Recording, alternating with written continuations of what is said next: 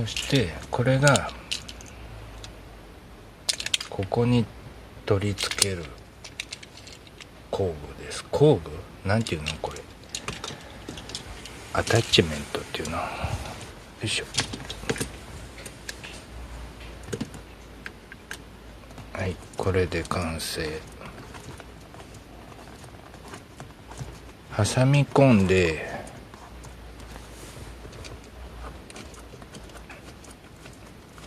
ネジで留めるだけ。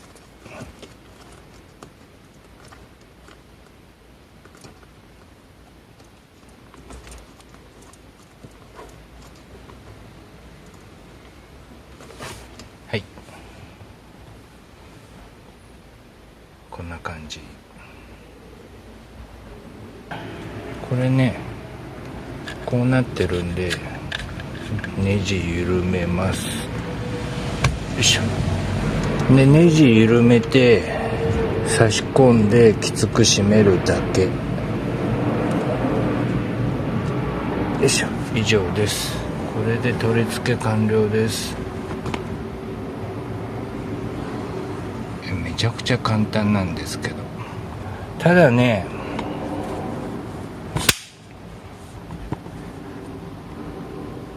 見てもらったらわかると思うんですけど、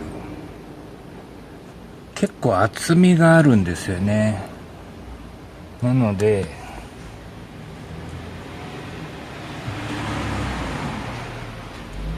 後部座席が狭く感じるかな。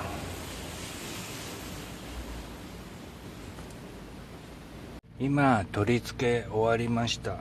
で助手席側の後ろにしたんですけど、最初結構幅取るので、いつも助手席側に人が乗るので運転席側に付け替えました。そしてリモコン、まずスイッチのボタンを押します。あとはプラスマイナスを押すだけ。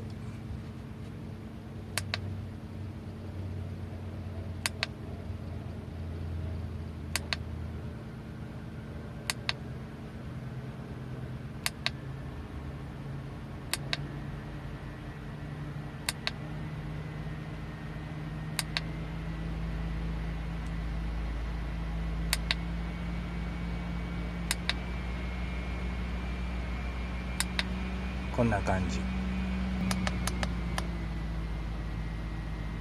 長押ししても一気に変わりません。1回ずつ押しましょうって感じですね。結構ね場所取るでしょう。だから普段人あっちに乗るんで、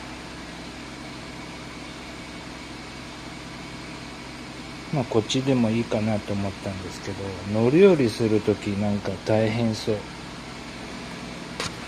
乗ってみた方がいいか。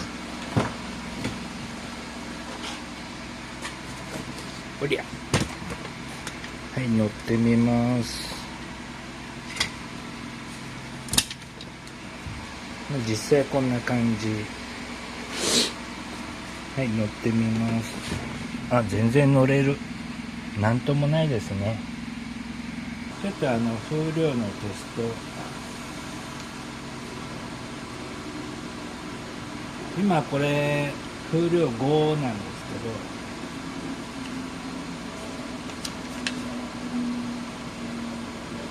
一回止めます。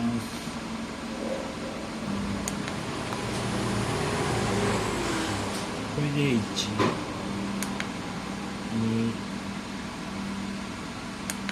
3、4、5、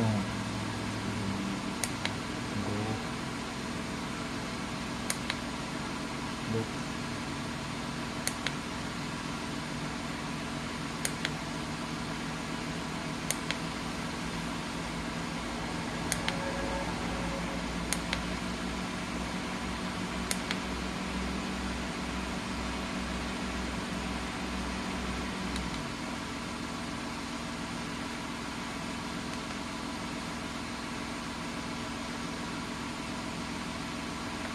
正直ね、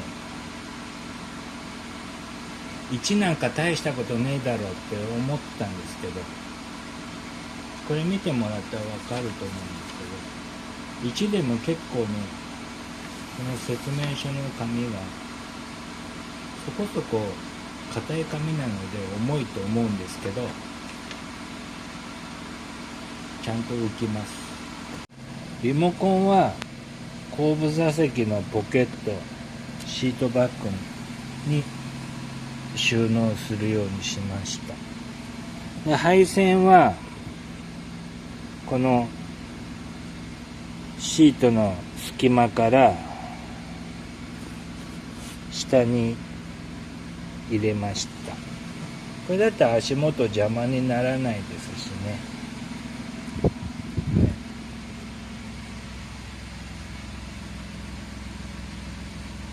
ちょっとね、運転席側の配線がごちゃごちゃになって鬱陶しいですけ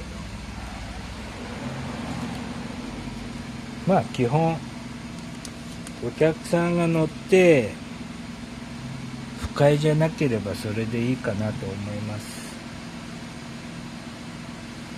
想像以上に静かなんで、この扇風機買ってよかったと思います。